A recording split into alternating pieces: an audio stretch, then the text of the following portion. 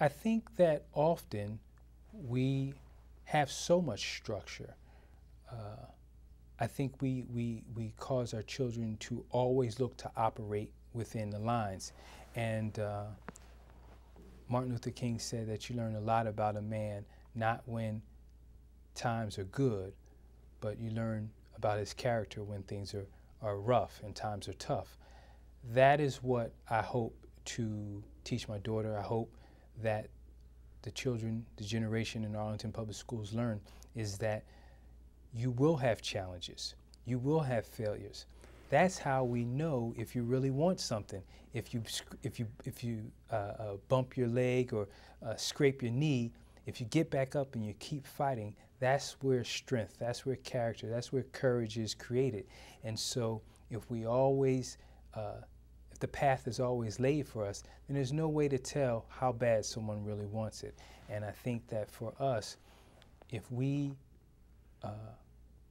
loosen the reins a little bit on the children and allow for more unstructured, unsupervised time to allow them to be children and to play and to find their own way with a balance, I think that they will learn how to do things on their own. And I think that was important. One of the things that I did, and my mother hates this story, but when I was in third grade, my parents could not drive me to school at the time. And so whenever a school bus, for whatever reason, weather or inclement weather would not come, if there was a problem, I would have to know how to come home on the bus in case my parents couldn't pick me up, or if there was a problem with the school bus.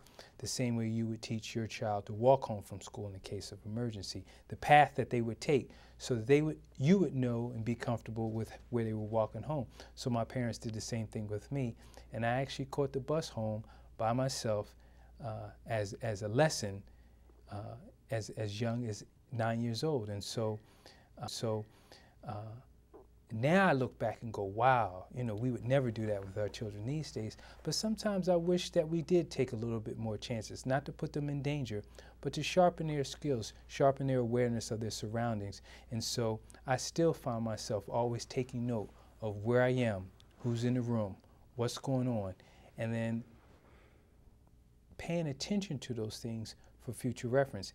And I hope to teach that to my daughter, because sometimes I ask her what's going on, and she says she doesn't know, whether it be the news or whether it be current events. And so I try to have those discussions at home so that we are in a position to have more interpersonal conversations as a family, and hopefully she takes those lessons and leverage them when it's time for her to meet young men and get involved in relationships.